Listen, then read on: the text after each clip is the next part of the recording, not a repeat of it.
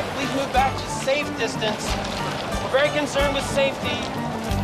These are the solutions to climate change that America's corporations has come up with and has in mind for their top CEOs. But I don't see what that has to do with the survival of people and the fact that the CEOs are responsible for the situation we're in. The market always comes up with the best solution, and in this case, the problem is climate change, and that's the solution that corporations will come up with.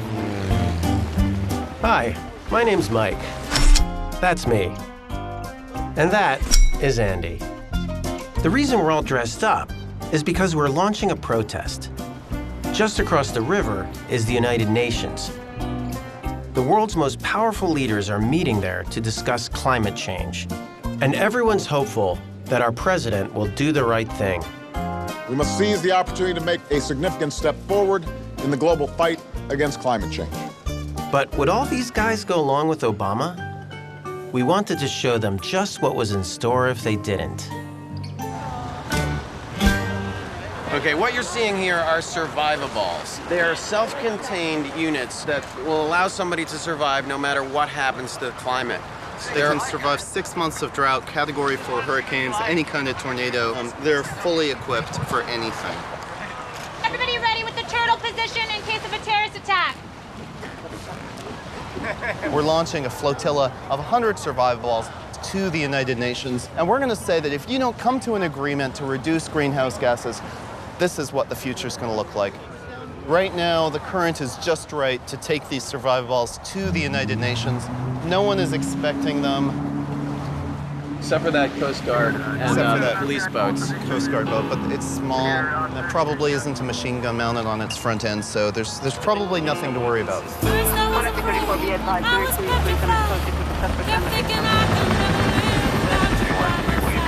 So go towards the machine gun and then left, and you'll be at the UN. Everything will be fine. Okay, ready? I learned how to get along and sew your back from outer space. I just walked in to find you here with that sad look upon your face. I should have changed that stupid outfit. Forward, balls. I know for just 1 second you'd be back to bother me. Oh, now go. Walk out the door. Just turn around now. 'Cause you're not welcome anymore. Weren't you the one who tried to hurt me with goodbye? You got crumbled. You got to lay down and die. Oh, no, not I will survive. Oh, as long as I know how to survive. Oh, I'll be alive. I've got all my life to live. I've got all my love to give. And I'll survive. I will survive. Hey, hey.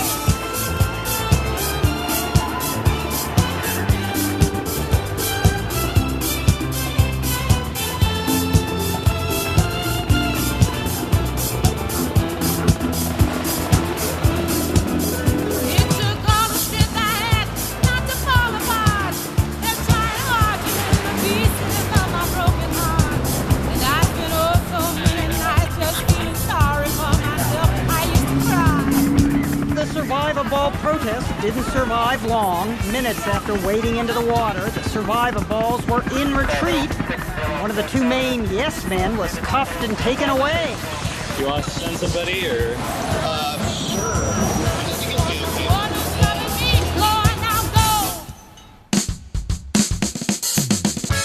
We don't usually get arrested, but ever since the 1990s, Mike and I have been dressing up in secondhand suits and impersonating big and powerful people. Hello, this is Reggie Lamprey calling. I'm from the Yes Bush Can campaign. Hi, this is Kenneth Sprung-Spratt from the WTO. My name is Francisco Guerrero. My name is Fred. I'm from Halliburton. We weasel our way onto center stage. At least for a little while.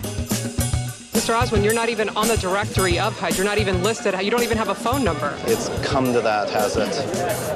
The hoax was an elaborate one. For the first time, Dow is accepting full responsibility for the Bhopal catastrophe. Well, the prank which briefly knocked 3% off Dow shares. When the jig is up, it makes the news. It's a group of pranksters who call themselves the Yes Men. An activist group called Yes Men. It's not the way most people protest, but it's our way to say no to corporate greed. Ooh.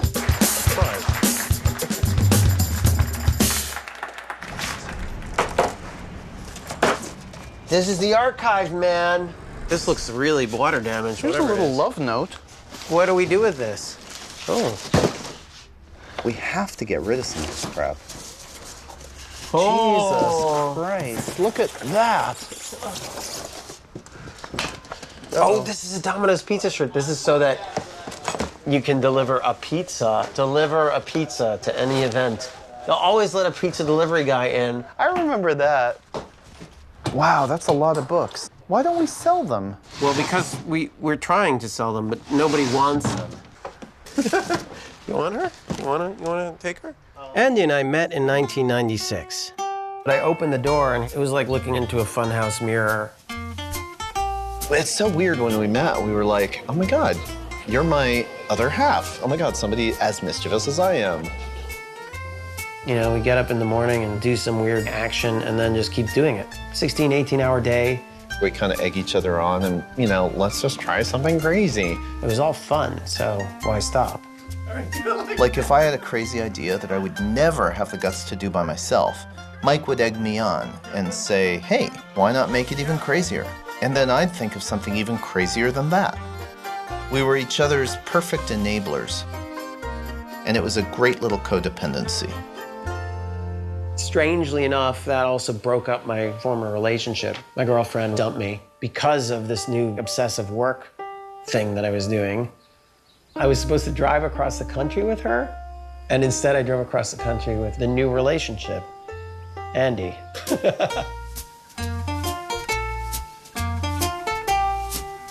Things were harder now, and not just because we were older.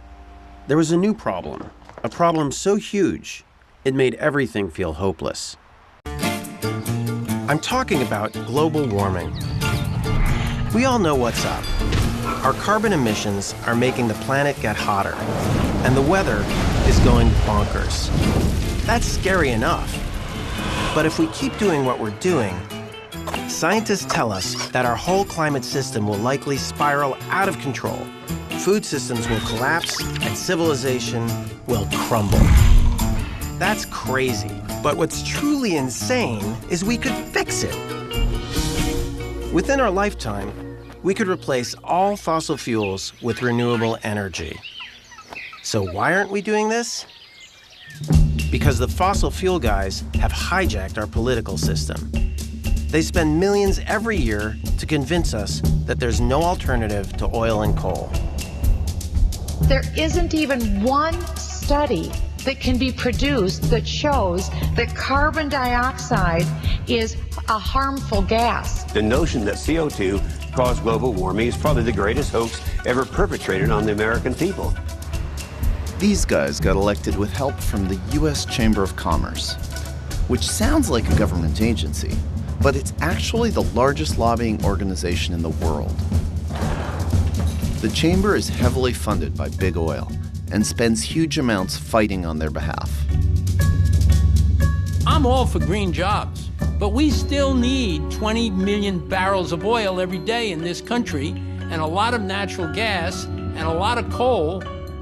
Now the chamber was trying to block an exciting new climate bill that Obama was supporting.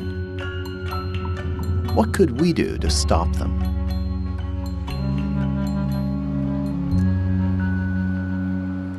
I wanted to help take down the chamber, but there were a few little things I had to take care of first. Yeah, okay.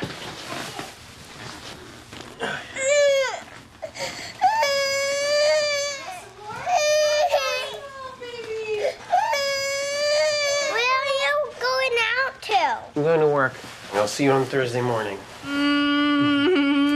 Ta-ta. Ta-ta. Today's momentous decision indeed comes after a difficult period. In business, I'm gonna change this slightly. Oh God. Seriously?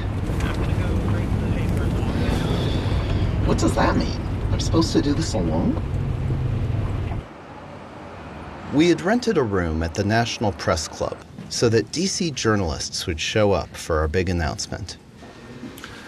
This is the about the 20th time I've done this probably, and just as nervous as ever. Thank you for coming today. Today, the Chamber is announcing a decisive step forward for the future of American business and the free enterprise system itself. To speak to this issue, I'd like to introduce to you Mr. Hingo Sembra, Chamber spokesperson, and speaking on behalf of President Donahue. Thank you very much, Sheila, and a good day to everyone. In business, as in life, we sometimes don't look ahead. Climatologists tell us that if we don't enact dramatic reductions in carbon emissions today, we could begin facing the propagating feedback loops of runaway climate change, which would mean a disruption of food and water supplies worldwide, with the result of mass migrations, famine, and death on a scale never before imagined. Needless to say, that would be bad for business. There is only one sound way to do business, and that's to pass a strong climate bill quickly. What we need is simply a carbon tax. Mother Nature means business, and we do too. Bit of reversal on climate change from the U.S. Chamber of Commerce. The U.S. Chamber of Commerce is now getting ready to throw its weight behind strong climate legislation. And wants a carbon tax, if you will. Andy was impersonating the chamber at the National Press Club. But since I was running late, I went to distract them at their actual offices. Excuse me. Well, I'm gonna call the police. They're calling for a squad car now for some reason. They got this big balloon thing on and they're not leaving. Is Eric coming down? We had an appointment with Eric. With who? Eric Wolfschlagel. If you could call him and get him down here, that would be great. Why don't we just go outside? Come on, let's go.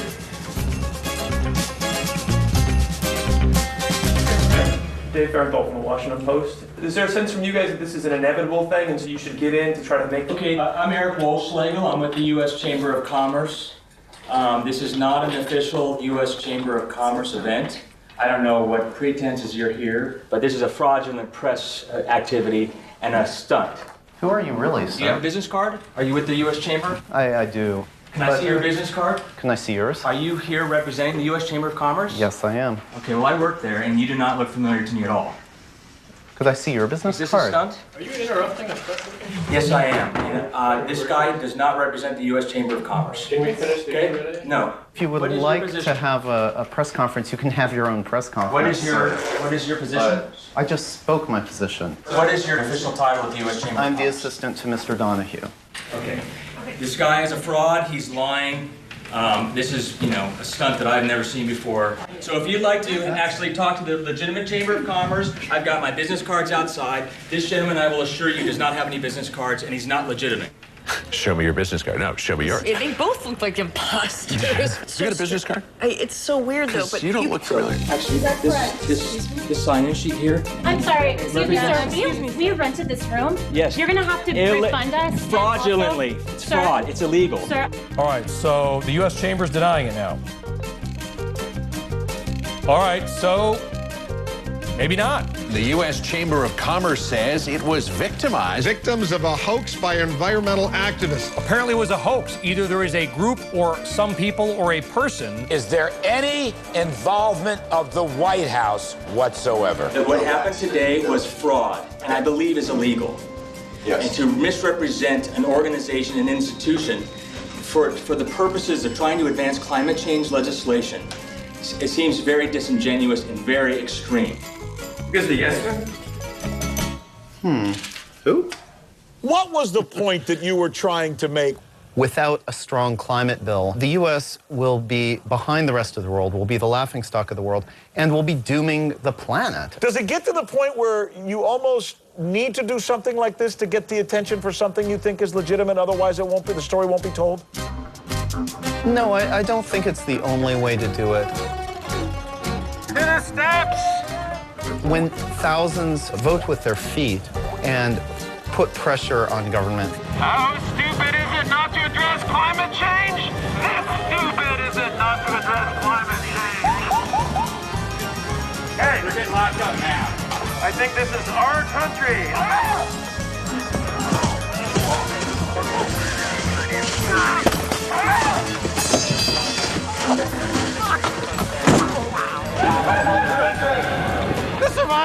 will protect us.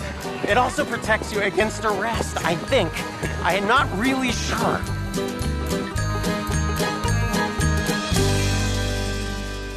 Just today, the Chamber of Commerce changed positions, not courtesy of the yes men with that stunt in Washington a few weeks ago, but they're now saying, surprisingly to me, and I'm glad about it, that they want to solve the climate crisis. They want to get legislation.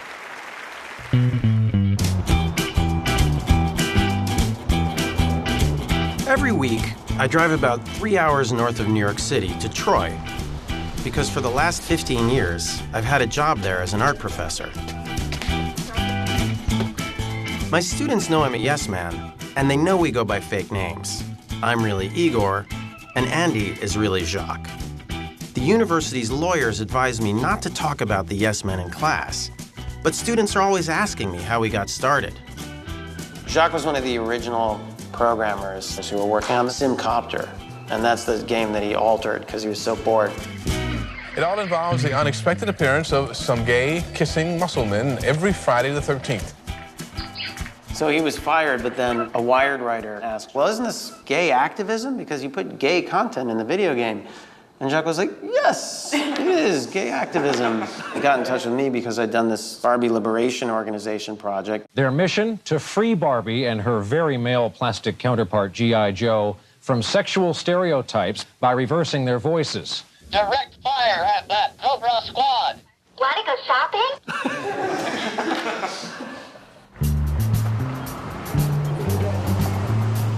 Mike and I have been working together for about 15 years now, and it's really kind of taken over my life. I also haven't really prioritized employment, so I've lost a lot of jobs that I've had, gone through them like toilet paper. Gotten fired, sometimes gotten fired on purpose. This one is actually the first one that I've wanted to keep.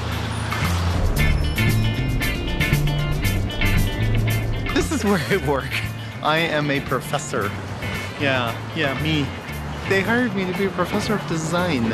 I love it. Another great thing in my life is that I, for the first time, have a boyfriend that I actually want to spend my life with. But work I find easier than people. I get engaged in projects and he gets frustrated.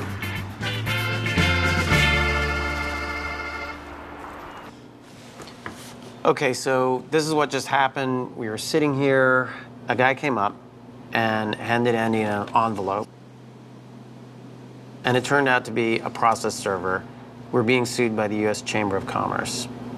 With this complaint against Jacques Servan, AKA Andy Bickelbaum, AKA Hingo Sembra, Igor Vamos, AKA Mike Bonanno. Apparently, we are engaging in commercial identity theft, masquerading as social activism.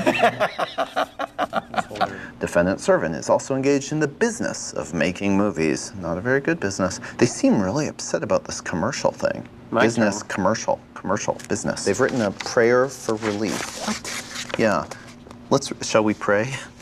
Plaintiff prays for judgment. Oh, this means what they're asking for. We can't publish or distribute videotape. An award of all our profits. That's easy. Yeah, I don't. They'll owe us some money. Yeah, okay. This is actually really exciting because it's the first time we have ever been sued. I mean, we've gotten lots of threats of lawsuits. We've gotten maybe 20 of those.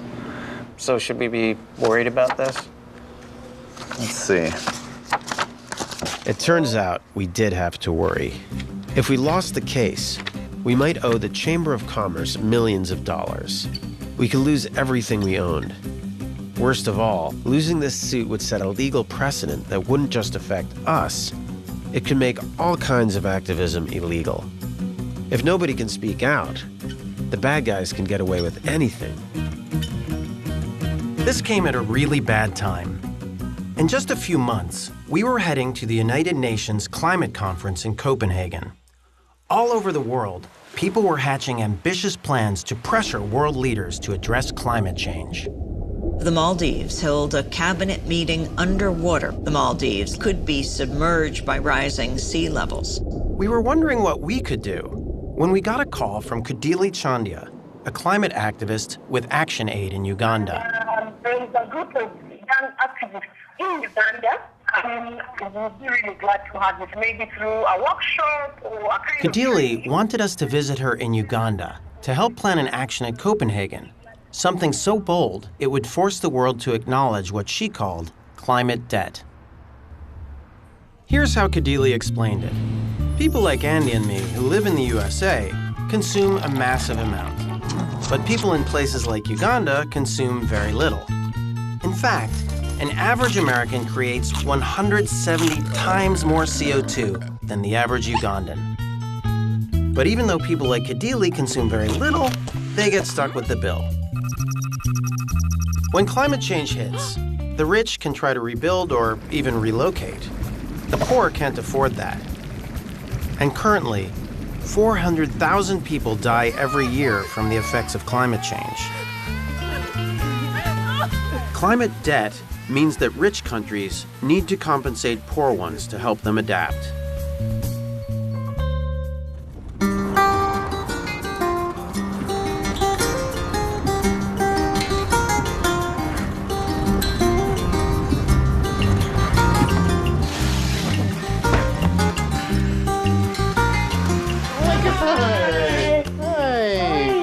Good. How are you? Fine.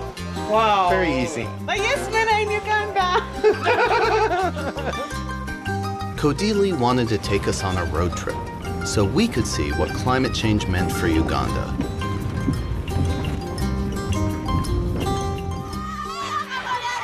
So, it's morning in Katito. It's just an incredibly beautiful place, but life is increasingly hard. And in the US or Europe, a flood or drought means prices go up a little bit for most people. Here, it means people die. Has climate change affected your life at all? Last year, rain was too much. Even the little they had grown, it just washed it away. Wow. That's why they're complaining of hunger.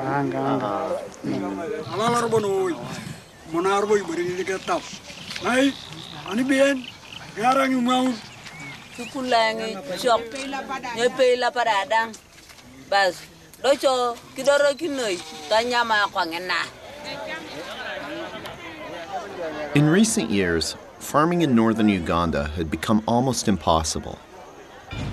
But people were fighting back. Climate change brings about hunger. We are organizing to discuss climate change in Uganda, and thus we are able to realize climate justice.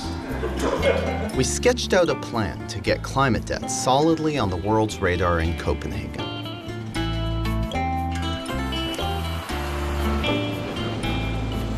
But climate change wasn't the only problem in Uganda.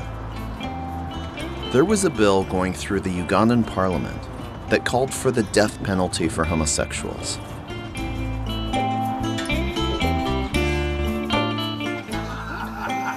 Wow. Maybe. I know. Because he's able to.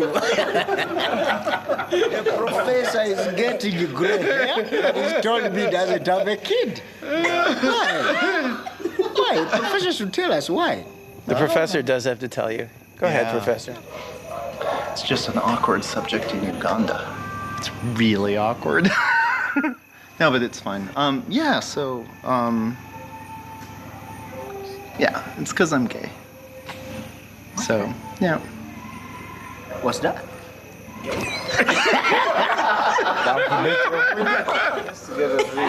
It must have been a hard question. You were right, it's not something you just say anywhere. What we know about Uganda in the West is pretty much the kill the gays bill. And I came here to talk about climate change, of course, and all that. But then I was like, I can't not do something about it.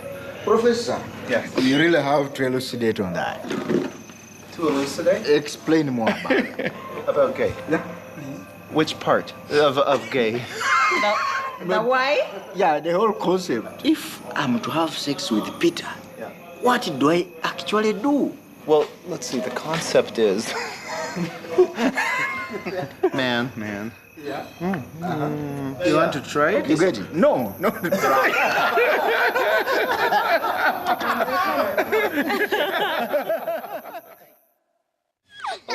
Says him. These kids are just about the age of my kids. Really? The Europeans, the Americans have polluted for a very, very long time. And this has facilitated their development. So us here, you can hardly see anything that is polluting the environment. Yet when you look at the effects of climate change, they are right here.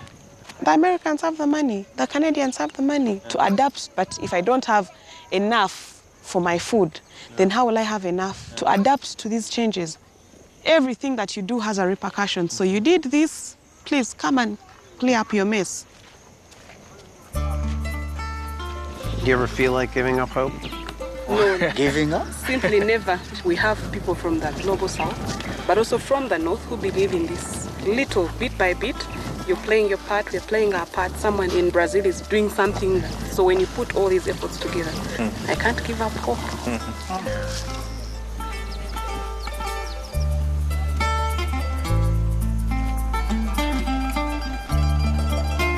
Before we could go to Copenhagen, we needed to visit a place that was in large part causing Uganda's climate problems.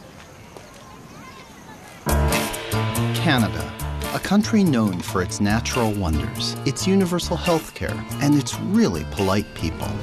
It's also home to the tar sands, a toxic zone the size of England, where oil is strip mined by destroying old-growth forests and pumping the earth full of chemicals. Besides causing cancer in surrounding communities, producing tar sands oil emits 3 times more carbon than producing regular oil. But Canada and the US are intent on massively expanding production and on building new pipelines to help get all this oil to big markets abroad. Our guide was Git's Crazy Boy, whose ancestors lived here for thousands of years before the oil companies arrived. And there's hundreds of companies, right? Oh, there's tons of companies. Wait, so this was all indigenous land? Yeah, all of North America was. So this is a pond? This is a pond of sludge. This used to be the forest here. Where does this stop? I mean, you look over there and you can't actually see it stop. There are bigger ponds than this. This is not one of the biggest ones. And then it's just going to keep expanding and expanding. But then in the end, when they've extracted the last drop that they needed, they're going to leave. And when they leave, they're going to leave nothing but toxicity in the land up here.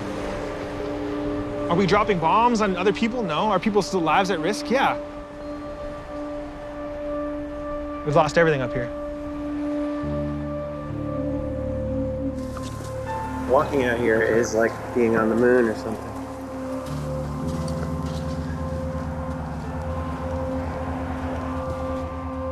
Scientists are saying that if we want to avoid catastrophe, 80% of the fossil fuels that corporations plan to exploit have to stay in the ground. Otherwise, it'll be game over for the climate.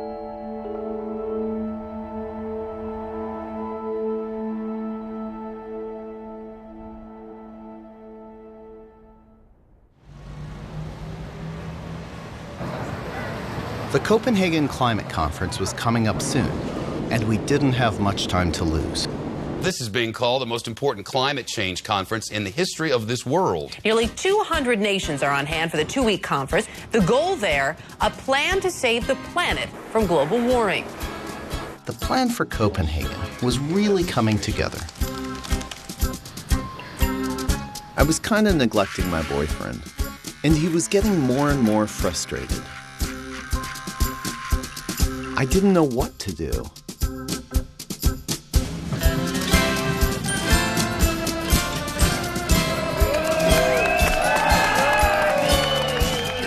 After 2 years of negotiation, the time has come to deliver.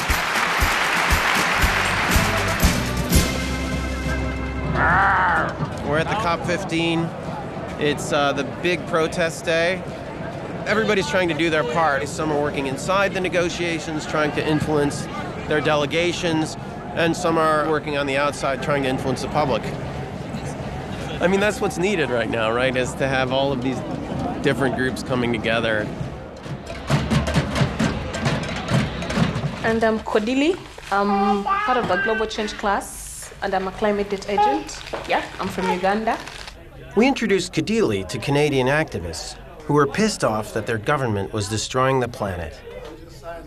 We have been, and this is also like to be kept in the down low, we've been working with the Yes Men the past little while to do a statement on behalf of the government of Canada. Canada is one of the main countries that's blocking progress, and it's because they sit on the world's second largest oil reserve. The plan was to impersonate Canadian and Ugandan officials and make a big announcement. With nothing but websites, duct tape, and pipe cleaners, we got down to the high-tech business of becoming Canada. What we're trying to do is just recreate the press room. These are the microphones. They're supposed to look like these really expensive ones, and they're just pipe cleaners and kitchen sponges. All right, like how DIY you want to get rid of it? And just prop this up, like, here you go. Let's see, is that high enough? I don't think so. No, it needs to be a bit higher. It's working. Okay. Andy showed up 3 days before the action. There seemed to be something wrong. The night before I left, my boyfriend dumped me. He said he'd had enough. Here, and I need her number again. Yeah. I was on a pretty short fuse. And then I found out that Mike had completely neglected the press releases that the action depended on. I thought Mike was leading the project, but all he did was say, you do that, you do that, you do that. So I figured, okay, great, he's managing it. But then he didn't follow up with anybody to make sure. And Mike used to manage before he was married and before he had 2 kids. Just come. Yes. When Andy got there, it wasn't depressed guy, it was angry guy. What? Wait, what? Who was making it very difficult to pull together a project because, we were working with a team. I've got to get through here. Can we draw some lines? A little bit of salt and pepper. This is great. Meet the minister, well, not the minister, the deputy assistant secretary to the Minister of the Environment of Canada. Okay. Okay, we're rolling.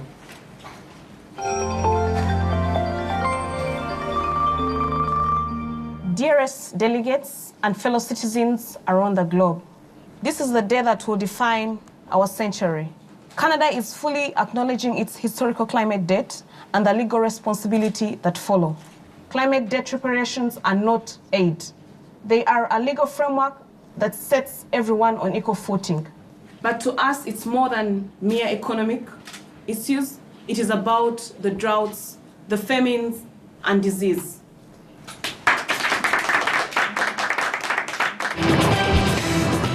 The day began with this press release announcing the astonishing news that Canada would generously pony up $13 billion to the African countries. Then there was this article on what looked like the Wall Street Journal's website. Then a news conference purportedly by the Ugandan delegate posted on what looked like the Copenhagen conference website. Dearest delegates, it looked amazingly real until the speaker compared Canada's oil reserves to a loaded gun. And seemed ready to pull the trigger on millions of us around the globe. It was all a hoax. Where is this? This is the Documental. Wait, the Real Environment Canada quickly released its own release to contain the damage. It totally has worked. And it was good. Like, what's the reaction been? Because it was the government here is really pissed off. So that worked out really well. I was in the plenary session at the time that this happened, and I really can't comment any further. You think it's a game, but it's not a game. It's a serious issue. You're playing games. I'm not playing games. Are you expecting anything different from the Americans? If Obama does something differently, and maybe Canada will follow? Absolutely. Okay, so what's your name, sorry? My name is Dick Impala. I'm with Environment Canada. All right. You don't really work for Environment Canada, do you? Well, I do. I represent them better than they... Well, after today, better than hopefully we've had all day. Okay. Our feeling is that this whole question of hoaxes distracts from the actual fact that the world's future is in peril. What is the message? What the world wants to hear is that the developed countries should pay their climate debt. The recording is not live, so you can say all your lines. I'm not going to put them on the air. I'm not covering the real issue as you put it here today. I just have a very narrow set of marching orders. I'm supposed to look into one avenue of inquiry today, and that's why I was contacting you. Well, all of this happened. The center of it was Uganda, and nobody covered Uganda. That's what he And this asshole, They missed the fucking point. Nice guy, didn't want to talk about Uganda. I think even you're right. when they had it in their face. That is the Non-binding targets, weak financing. It speaks to the failure of the negotiations. Governments caved in to the oil companies. The climate talks failed. You know, if we're going to ignore jobs and growth simply to address climate change, I don't think anybody's going to go for that. I won't go for that. Stephen Harper did not have to sign on to steep cuts in Canada's prodigious output of greenhouse gas emissions. And for him, that's mission accomplished.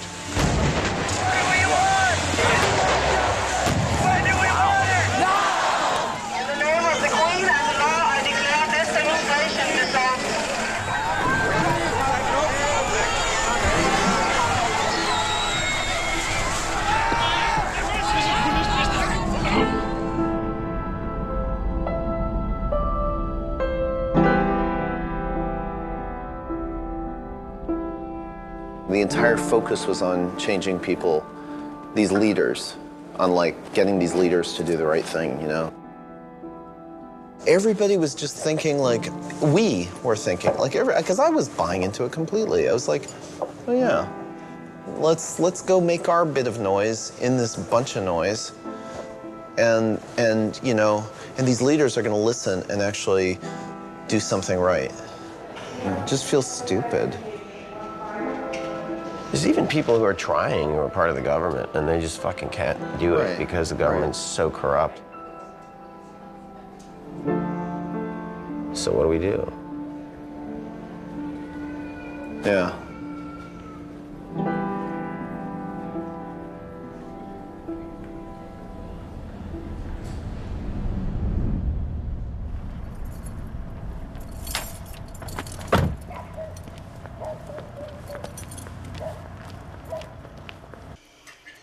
How was your event?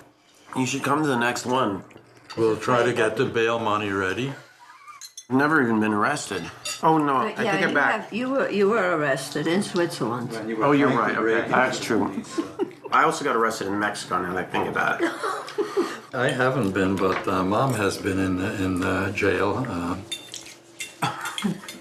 Where were you in jail? Iran. Why were you in jail in Iran? I didn't know that. Well, because I was traveling and they couldn't read our passport. We had our sleeping bags and we said, we'll worry about it tomorrow. And then they came out to tell us that we could go. We said, no, we don't want to go now. We're asleep now. My parents really taught us to question authority. And I think that goes way back to when they were kids in the Second World War. My mom's from Holland, and she had to hide her dad so he wouldn't be conscripted by the Nazis. And my dad is a Holocaust survivor who fled Hungary when he was 7.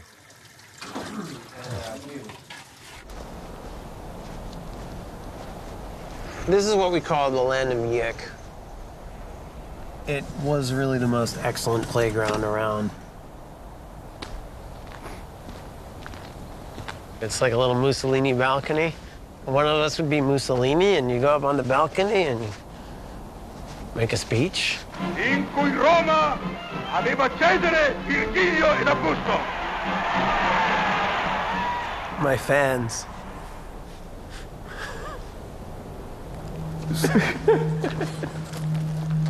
When we started working together, Armageddon was just a fantasy. Now we've got this real environmental Armageddon thing, you know, climate change. And governments aren't doing anything about it. And it just makes you completely despair and wonder why the hell you're doing activism at all, why you're doing anything.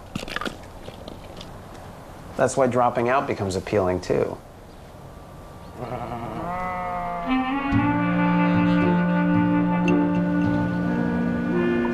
We decided to move to Scotland, where my wife is from.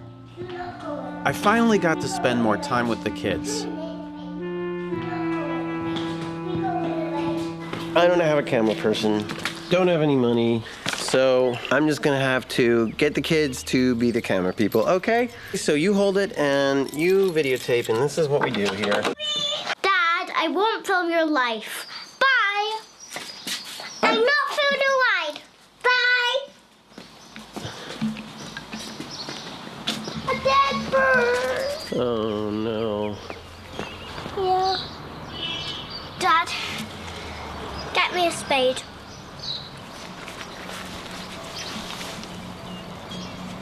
Is there anything that you want to say? Sorry, bird, that you died. That's it. Okay.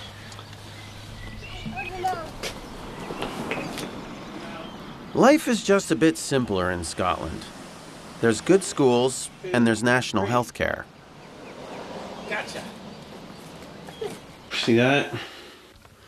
That is soon to be filled by another baby. Yep. Another big reason for being there was that my wife, Kaz, was pregnant again. I didn't tell Andy. He wasn't thrilled when I started having kids, so I decided to keep this one a surprise.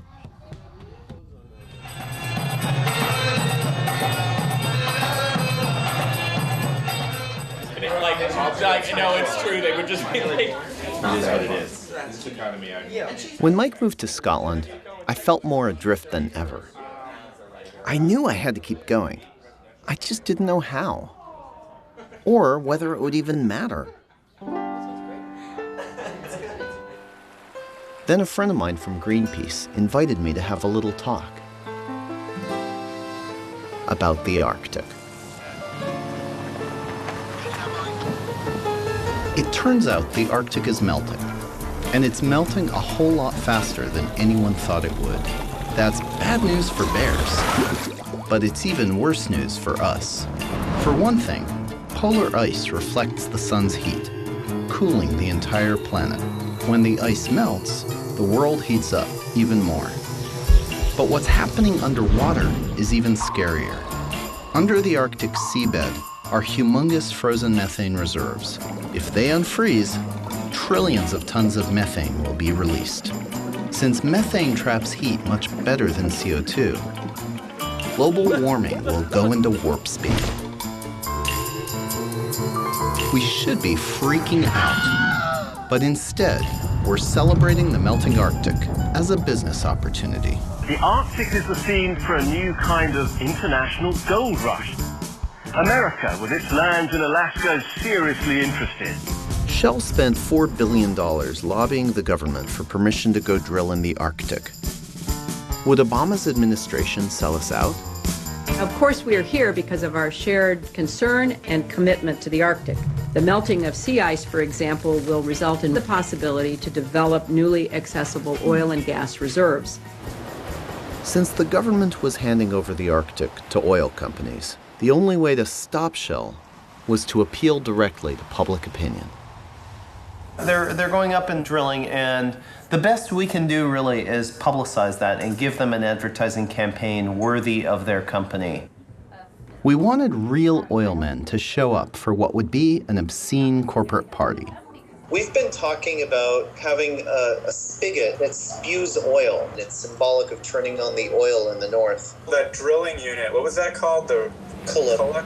Culloch is built by the company that built the Deepwater Horizon. It was actually going to be scrapped before they decided it should be sent to the Arctic. Our lead engineer started building and testing our very own Culloch.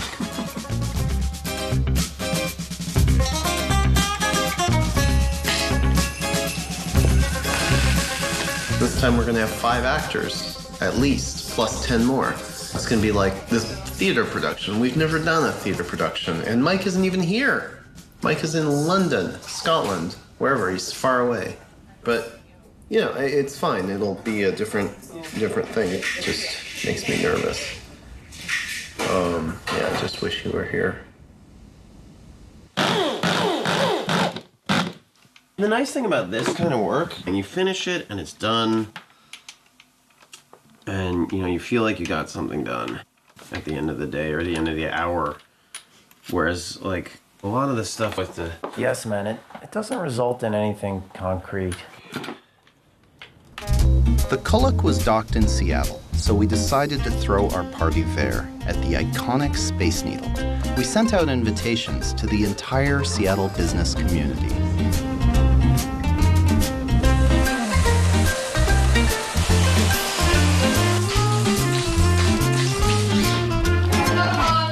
Okay, oh boy, 7:05.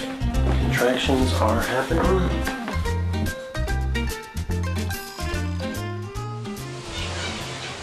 I'm so nervous, even though I'm not doing anything tonight. I'm just walking on and I'm just hanging out, but I'm incredibly nervous as if I were performing. My mind is so blank, even the words that have been scripted and that I will have in front of me, I am somewhat concerned that I will not be able to read them. Yeah, there's nothing to be nervous about. It's people, what do you say to build somebody's confidence?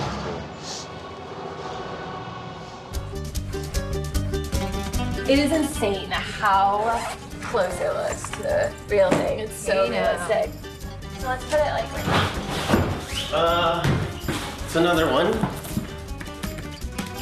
I'm Googling temperature of birthing pool just to make sure that I'm not doing it at the wrong temperature.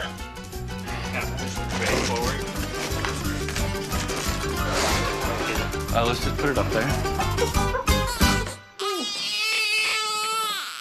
Oh, sweet pea.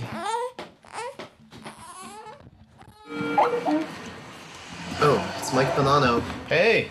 Hello. Oh, hi. I figured this baby could talk to you. Yeah, good. I found a baby, so... That's very helpful. I've kept this a secret for a while, but I have another baby. You do not. I do. You do? I do. Are you serious? Yep. No. Yes. What? Wow. Are you serious? Oh my god. That's insane. Who here has not had 3 babies? What is to lodge a complaint? Right.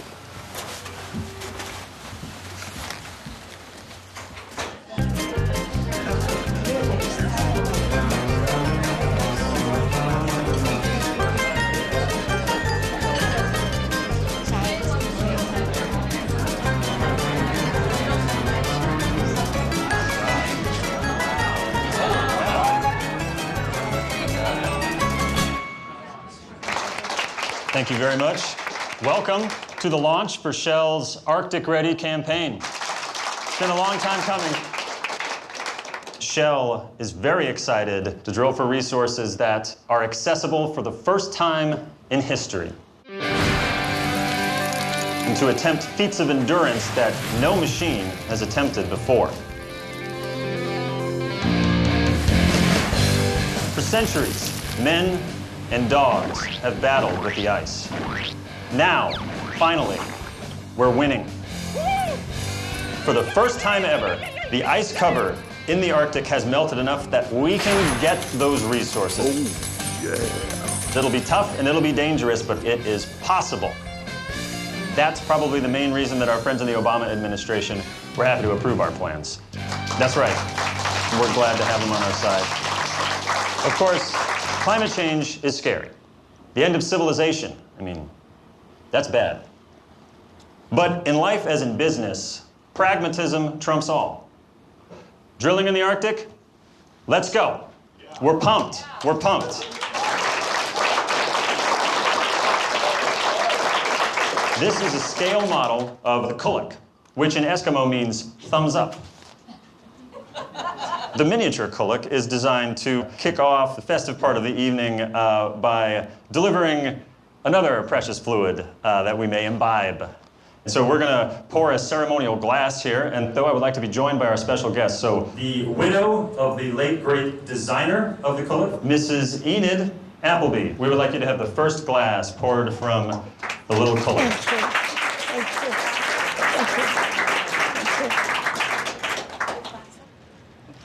So, put your glass right over here, Enid, and we'll fill you up. Oh my goodness! Oh my goodness! Oh no! Oh, turn it off! Oh my God! No, please! No, please! Hey, oh no! Stop! Oh my God! Oh my goodness! Okay. Who is responsible It's fine. for this disaster? There's a bit of a spill, and I think CBS 12 News at 7.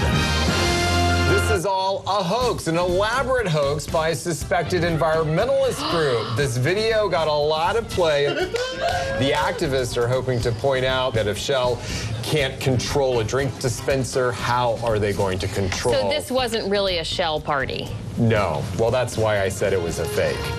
May I ask who I'm speaking to? My name is Dave Schechter, and I'm calling from CNN. Please explain to me who it is I have reached. Our leaked party video helped expose what Shell was really up to in the Arctic and the huge risks they were taking. Shell could be opening up the entire Arctic to the world. Are they ready? Oil companies keep saying they can conquer the Arctic, but the Arctic keeps disagreeing with the oil companies. Shell Oil is preparing to send salvage crews to the waters in the Gulf of Alaska. That's where one of its oil rigs ran aground on New Year's Eve. The rig is carrying more than 140,000 gallons of fuel and is sitting in a fragile ocean ecosystem. After Shell's Arctic rigs ran aground, the U.S. pulled their permit to drill.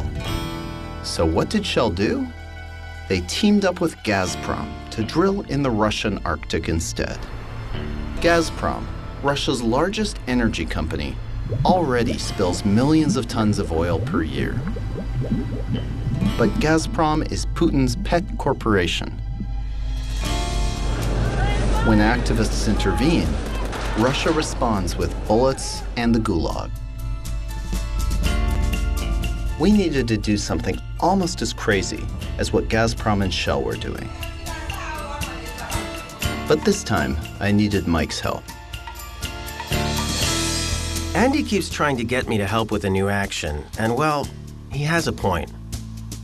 This news about what Shell's doing with Gazprom, it makes the most basic instinct about parenting, protecting your kids, into a huge dilemma. Should I just raise them in the safest place possible? Or should I try to stop these maniacs from destroying their future? I agreed to help Andy with his plan to attack Shell on their home turf. People needed to know about the partnership between Gazprom and Shell, the Netherlands' biggest company. So we'd pose as Gazprom and deliver to the Amsterdam Zoo a spectacular gift, freshly kidnapped from the Russian Arctic. Jesus Christ. You want to see inside? Who's in the ass and who's in the head? Yeah, I was in the ass earlier. Oh, okay. I love it in here so far, but when you're in, I'm not so sure I'm gonna love it. My head is gonna be right up your ass. Shut up. God damn it. Shit. Did you wash at all today or yesterday? Yes, I did. Okay. Ready? Left, right. I mean, left. Right. I don't know how bears walk. Okay. Are we in the cage? We're in the cage. Should we fall down? Okay, ready? Okay. All the way down, and then we're falling. Ready? Yep, 1, 2, 3. Ow. Oh, sorry. Oh, right in the eye. Are you okay? Okay. I was super relieved Mike was here. It meant that this time, I didn't have to coordinate everything. Wait, we're not playing the tuba though. We're just standing around like both of us are playing. dopes, right? No, you're in the band. We're playing instruments. So what else are we doing? We're wearing costumes. We have to get on the boat. I was a little concerned. I mean, I thought this was Andy's plan. Oh yeah, I wanted to know why you thought it didn't make sense. I was saying that it's super complicated. That's what I was saying. Well, yeah, but so is a lot of what we do. It just becomes simple, doesn't it? The boat shoves off, and then the Leo, the Russian, and it's going along, chug, chug, chug, chug, chug, chug, chug. Boy on bow, marching. Boys in the back. Boys in the back. Mm-hmm. Why? For safety reasons. For safety reasons. it's dangerous to sing on a bow of a boat. Yeah. That's what I'm being told. You're worried that he's going to fall off of the boat? Into the water. Into the water. That the boy would fall off the boat into the water. Have you ever thought about having like a stunt coordinator, like a safety professional on hand? No, and I think this is why. Because it's like really annoying. Andy. Hi. The actor playing our Gazprom representative arrived. Papa Bear. He was super enthusiastic. There was just one small problem. My English is bad. Yeah, it's good. Yeah. It's perfect. It's perfect amount. Yeah, but I know not a lot of words. I did my best to explain what we were about to do. All right. So basically, the bear is in the cage. Yeah.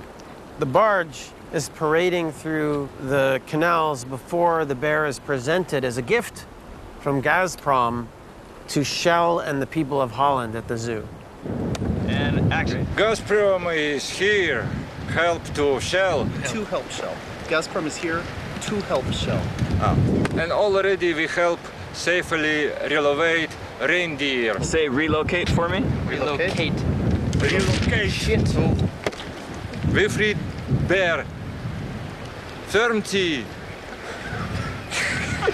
Firmly for... Come on. What is funny? Firmly for safely... Safety. Safety. Firmly for safety. It was time to launch. Oh, it's so creepy.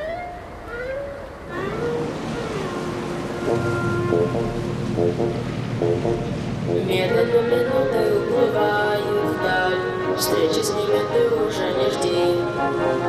И хотя нам прошлого немного жаль, лучшее, конечно, впереди.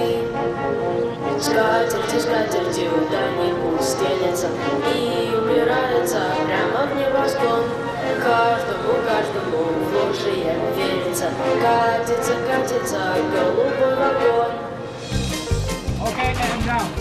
We had tipped off some reporters that a big announcement was going to be made at the zoo. Now watch the poles. Watch poles. Down. Here we go. Okay. Sorry, je kunt deze nu uitdoen. Wat zeg je? Je mag nu de camera uitdoen. Hoezo? Het is voor a theatrical production. Ja, but that's not okay. He gives speech now. Dit is gift van de Gazprom voor de artiest. Leave now. Okay. Now. Sorry. No go at the zoo, but we could still pull this off.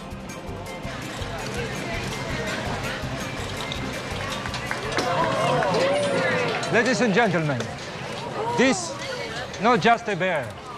This the heart of Russia.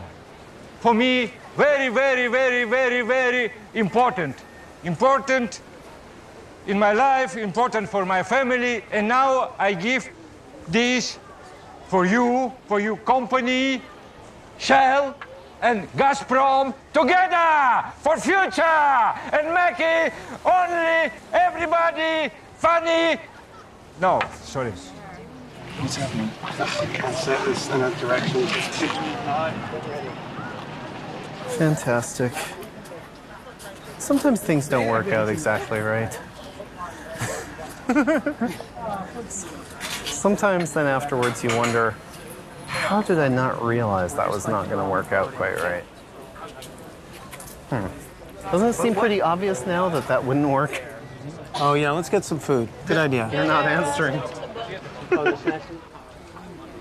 don't know, it just seems like it was prone to, it was doomed.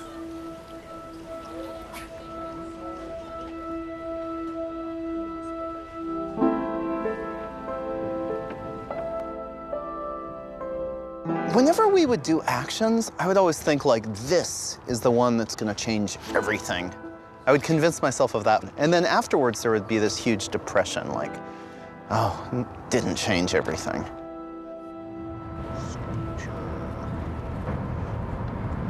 I decided to go recharge my batteries. This is where we should get gas. Gas is really good here. It's like got this special little kick. Oh fuck, it's Shell. Ugh. we have more daylight, you need more energy to enjoy the outdoors. Come inside and grab your favorite energy drink today. That's true. No, I just pressed no. Rockstar energy drinks and Harley-Davidson motorcycles. Now that I have your attention, No. you buy any two No. Rockstar No. 16-ounce No. cans at our 2 for Mute. This is my high school. Oh, there's a high school student. Hello. They did not have that when I was here. That.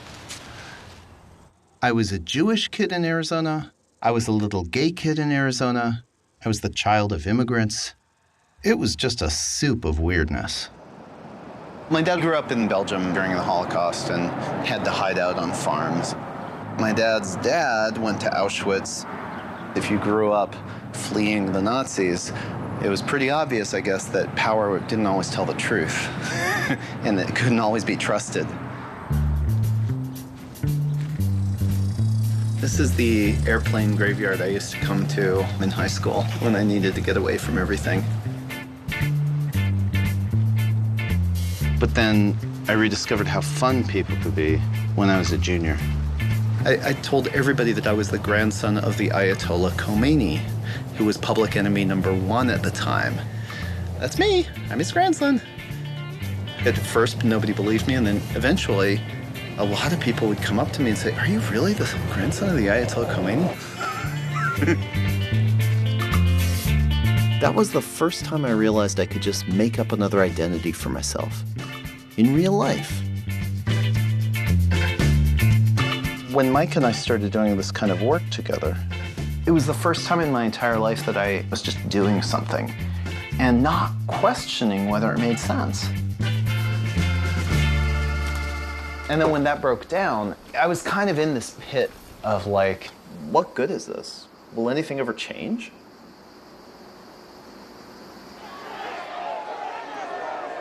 An extraordinary act of daring in the country of Tunisia. People took to the streets and forced out one of the toughest dictators on earth. In a 3-week period, a series of non-violent, democratic movements have toppled 3 governments throughout the Middle East. Governments are worried that a revolution by the people for the people might be headed to their country next. We watched spellbound as people around the world rose up against overwhelming odds. Tens of thousands to voice their fury over unemployment and the apparent indifference of mainstream politicians. And then in New York, a protest erupted, not just against government, but against everything that was wrong with our system.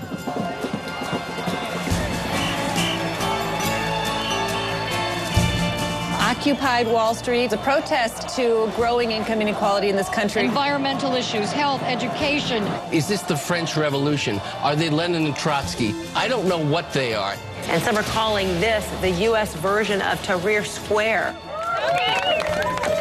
I'm here from Egypt. I'm here from Egypt. Just to lend my solidarity. Just to lend my solidarity. We are a part from the global revolution. We are part of the global revolution. For social and economic justice. For social and economic justice. Young people are aiming to overthrow the U.S. financial system. And, I mean, seriously, there's like a real, chance for change here. And because of them, the entire world knows that there's a major problem here. It's incredibly effective.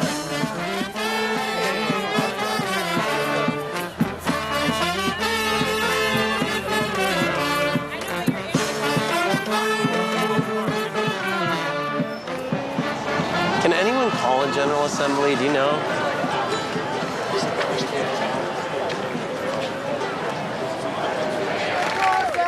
Our process is direct democracy. There is no hierarchy.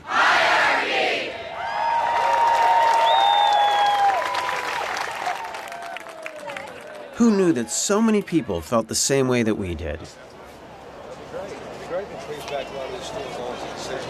I ain't gotta pay bank fees like you, and I see corporations getting money handed to them, and the CEOs making $5-6 million after they took money to bail them out. That pisses me off too, man. Come on. Since even the cops are fed up, maybe they should join a protest. Hey, Are you using those pizza boxes to sleep on, or oh, okay. We want to make signs. You want to? Oh, now you can take them. Yeah? You're done with sleeping. Oh, okay. Huddle, everybody. Okay, huddle. All right, so this is the deal. We are going on a broker's march. We try to get police to go with us. We're doing a direct action! That is highly risky! And arrestable! Get the ball! Get the ball! Get the ball! Get the ball! Get the ball! Get the ball! Get the ball! Get the ball! Get the ball! Get the ball! Get the ball! Get the ball! Wall Street is our street! Wall Street is our street! Wall Street is our street! Wall Street is our street! Wall Street is our street! Wall Street is our street! As we walked, more and more police showed up to make sure we didn't cause trouble. Wall Street is our street! Wall Street! Represent police for the occupation! Represent police for the occupation! Represent police for the occupation! Represent police for the occupation! It's our pension suit! It's our pension suit! It's our pension suit! It's our pension suit! It's our pension suit! It finally made sense to me why we'd been doing stuff for so long. You're part of something, and then boom, anything can happen. Basically, we had given up. And then suddenly, people were there, fighting for their future. And they saw the connection between the money system and the environment. We don't want no climate drama, hey! Wall Street's been occupying the atmosphere for 25 or 30 years. We can never get anything done because big oil just puts the kibosh on it. Everybody's finally just saying enough. Corporations don't get to run everything all the time. We are at a tipping point for this environmental movement. There's enough pressure. We can change history right now, today.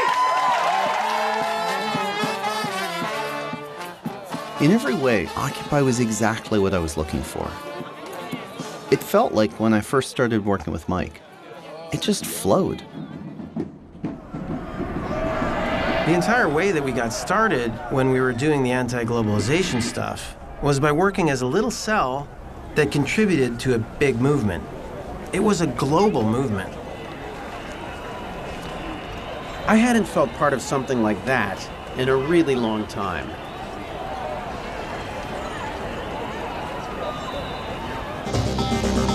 Unoccupied cities across the country telling Wall Street protesters time is up. In the middle of the night, New York City police raided and cleared out the Occupy Wall Street encampment. What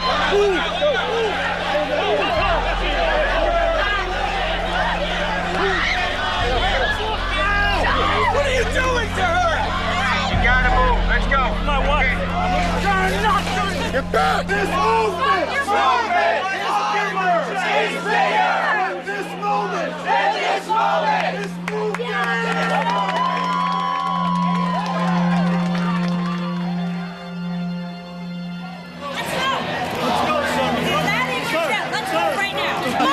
All right, you know what? You know what? You're gonna go. It's in my rights to videotape. No, it's not. Why are you pushing me around? Sir, I'm not fucking. Sometimes, if you get pushed around, you just want to push back harder. Look at it. Can we get cameras on them? We decided to move back to New York.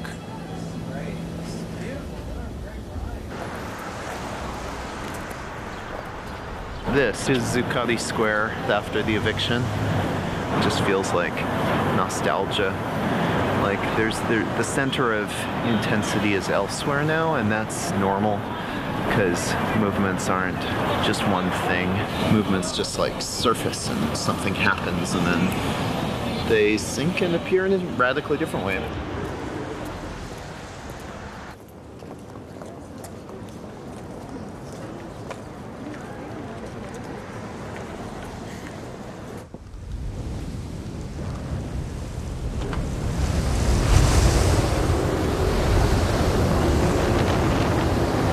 Definitely weird. Like there's 3 storms at once and they're all hitting here. The East Coast bracing for a monster storm. Hurricane Sandy crashing on shore, winds now at 90 miles per hour. It is chaos along the Jersey Shore. This is a time to try to save yourself and your family. 6 to 12 feet of sea and river flow fill low-lying areas of Manhattan like a basin. It's like the apocalypse is hit. This is the new normal. Climate change is a reality.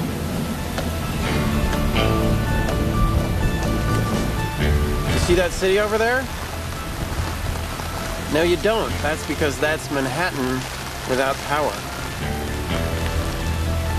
I don't think I can make it through there.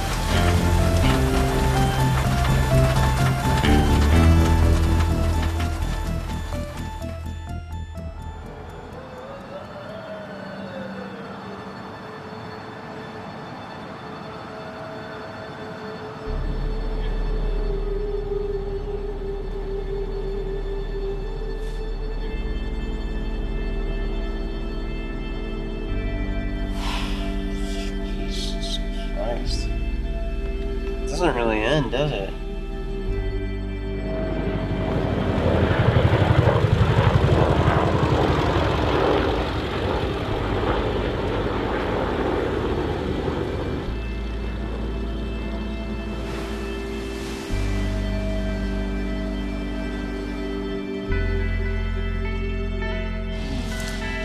Look at these. These are from the 50s. Oh, shit. Old family photos that have just drifted out.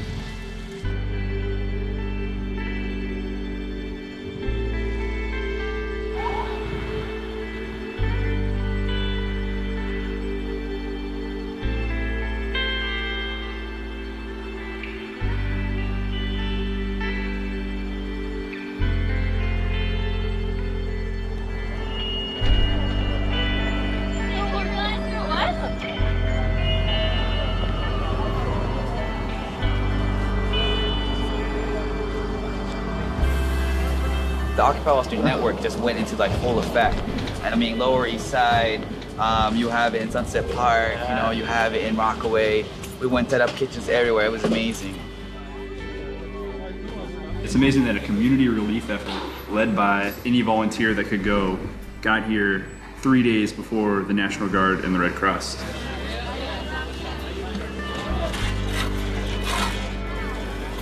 Occupy may have been kicked out of Wall Street, but the Occupy networks were alive and well, and were busy trying to save the city that had evicted them.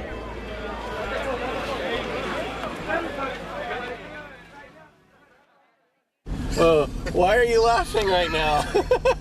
Because it was just announced that apparently our power is going to be out for 4 days, and I live on the 19th floor.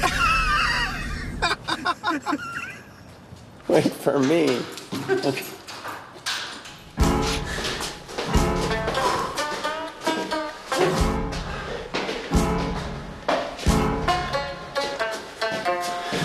Hold on.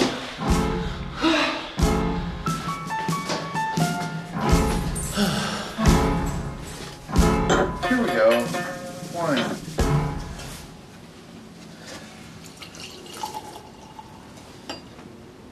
That was kind of weird what you did in Seattle, when I was in Seattle. I withheld some information, yes. Yeah. Yes, I did.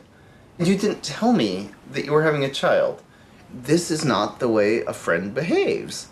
You never once said, oh, congratulations about your first child or your second child. Really? I never said congratulations?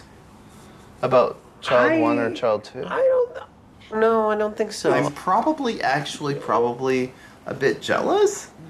Really? Yeah. You have this thing that you love, and it loves you, and... Am I romanticizing it? No, it's exactly the way it is.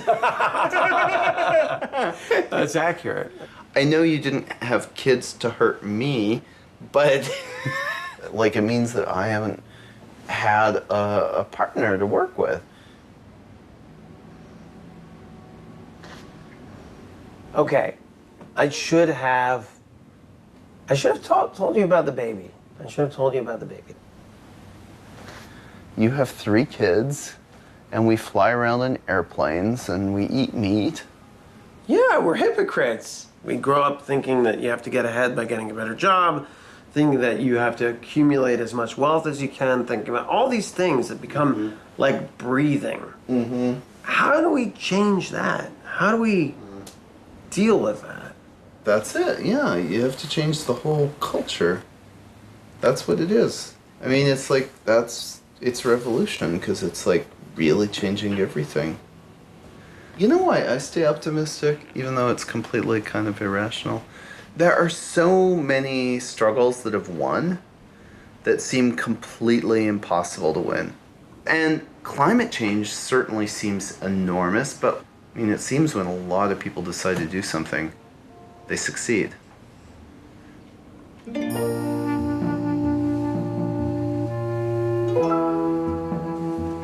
He's still sleeping.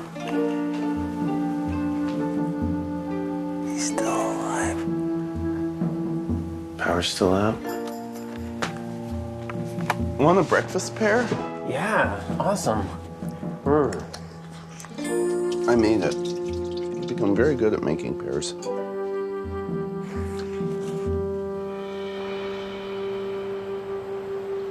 So we have to work. Yeah. To get back in the saddle. All right. I mean, cheers. Cheers. To saddle. Yes.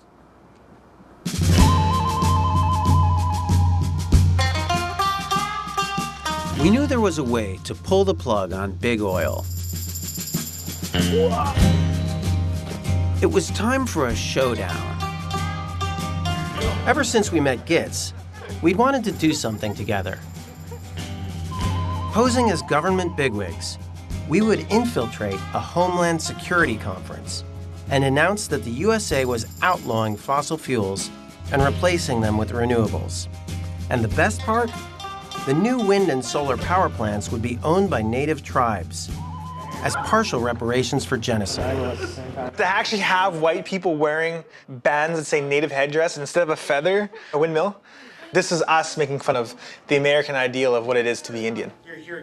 This would truly be a second Thanksgiving.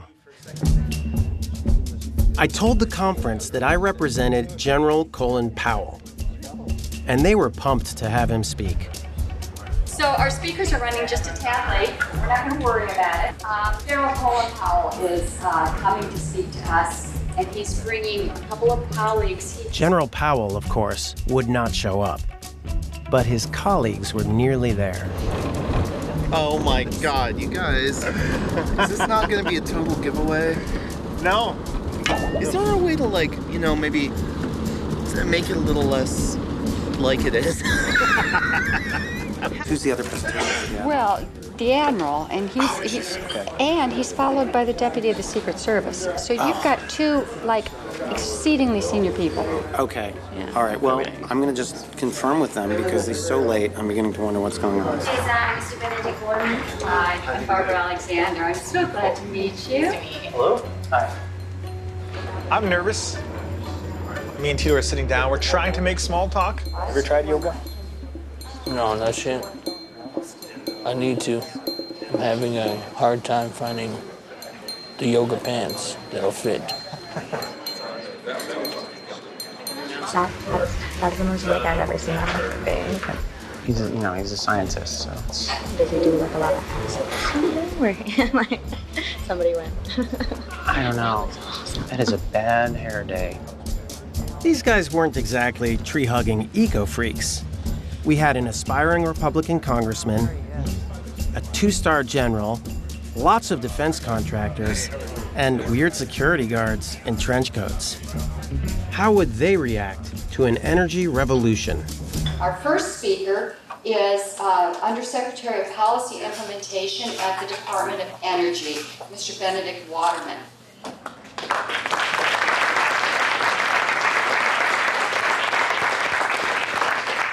On behalf of the Department of Energy, I'm very excited to announce today a great new plan that will do nothing less than convert the United States energy grid into one that's powered entirely by renewable sources.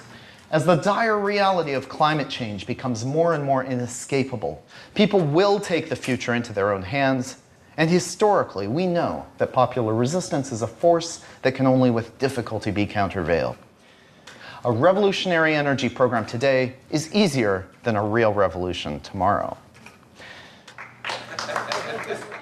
By 2030, America will produce 100% of our energy from renewables, establishing us once again as a global leader in confronting the supreme challenge of climate change.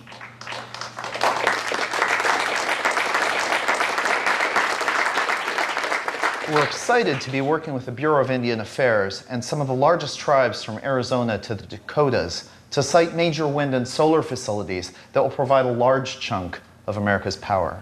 The tribes will own these facilities. It'll provide an enormous stimulus to the economy and great resilience in the face of future threats. It's time for a second Thanksgiving.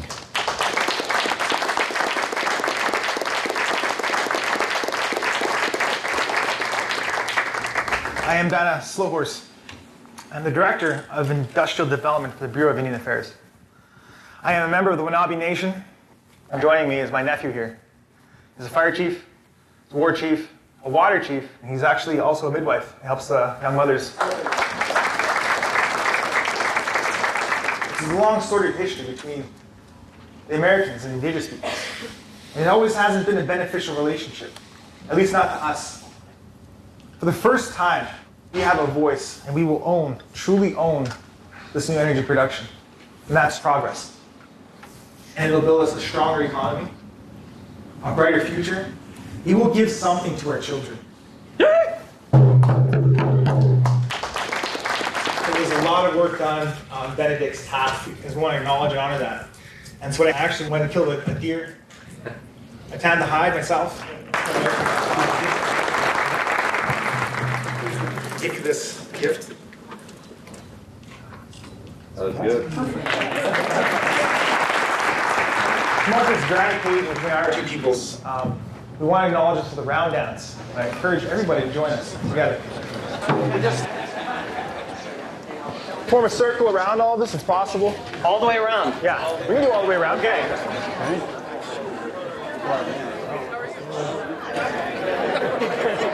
Ladies and gentlemen, excuse me. I composed this song for this occasion. I made it a simple song so we can sing it together because it's not just my song, it belongs to all of us. Way out here,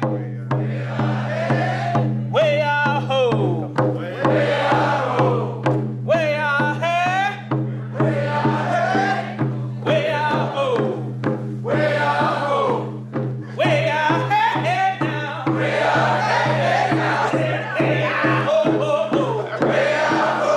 The sun gonna shine, the sun gonna shine, the wind gonna blow, the wind gonna blow. That's all we need. That's all we need to continue to grow.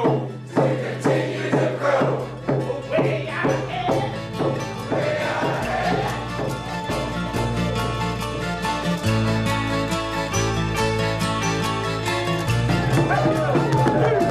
here. It would be worthwhile, I think, get an opportunity to perhaps, chat with you or your staff or whoever you deem appropriate. What kind of effect do you expect us to have on the share price of the energy companies today? This is ultimately going to benefit the economy tremendously. Great. Thank you. Thank you so much.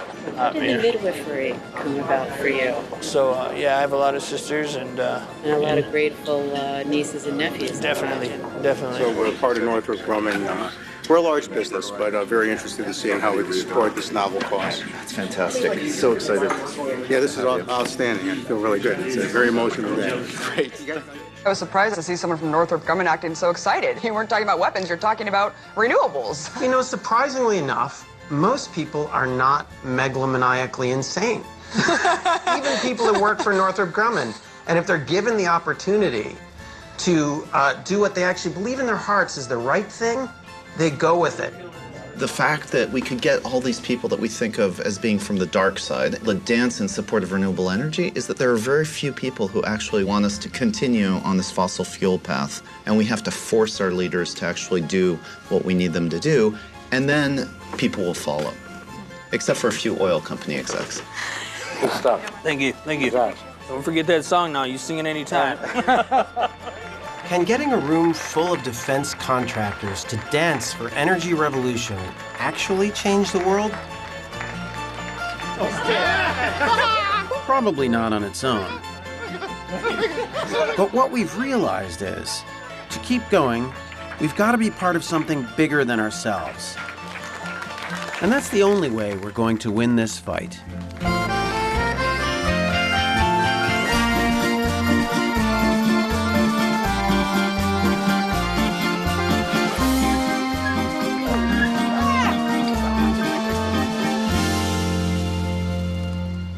What's this movie about?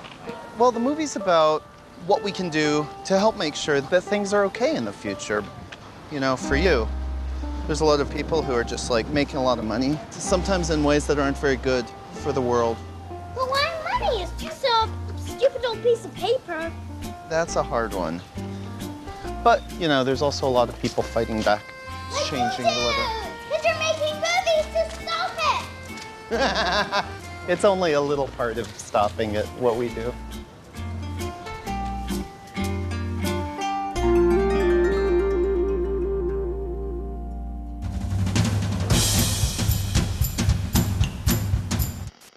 Wait a second, this movie can't end that way. Why not? It's not a movie about walking into the distance holding hands. I don't It's see like anything wrong with that. No, it's like a cowboy It's movie nice, or it something. feels good. We want people to see this film and go out and do something themselves, like maybe using our website. Yeah, but you can't see people participating through a website, can you? No. Not very good for a film. No, so here it is at the end of a film, though. It's good for the credits. Okay, take a look here. This is a fake website, and the victim of this hoax is Peabody Energy. The fake website says the company would offer free decorated inhalers to children. It wants to make asthma cool by making their inhalers look cool. Get this, a major American corporation out of the goodness of its own heart, donating billions of dollars. Activists were behind this to shine a spotlight on GE for not paying any U.S. tax. I pay my taxes, why doesn't GE? If you are stopped and frisked 3 times by the NYPD, you get a free Happy Meal. Fill out your name, ethnicity. After 3 stops, you're in. Exchange it for a free Happy Meal. Oh, and one more thing. Remember that lawsuit? Well, after 4 years, just as it was about to head to trial, the chamber decided to drop it. The Chamber of Commerce is withdrawing their lawsuit against us. If this lawsuit had gone to trial, we would have had the right to do our own investigation. We would have been able to look into the chamber's finances. And we would have been able to learn how they managed to be the most heavily funded lobbying organization in the world to support corporate rule without limits. And we finally do have business cards. Yes, so we if you'd like a finally have business some card. business cards. Incidentally, the Chamber is offering a free lunch today. They're having a conference on how big business can impact the Ladies measure and of government, I don't and know it's if listed any of you on are their legitimate website that you all have the been right to a invited free here lunch here if you just go participate. and sign up. Sorry. But whatever he's told you, at least as to lunches, it's not true. So It does say so on the website. Do you have a business card? I do. I have a business card. I know. Okay, thank you very much. The sun gonna shine, the sun gonna shine.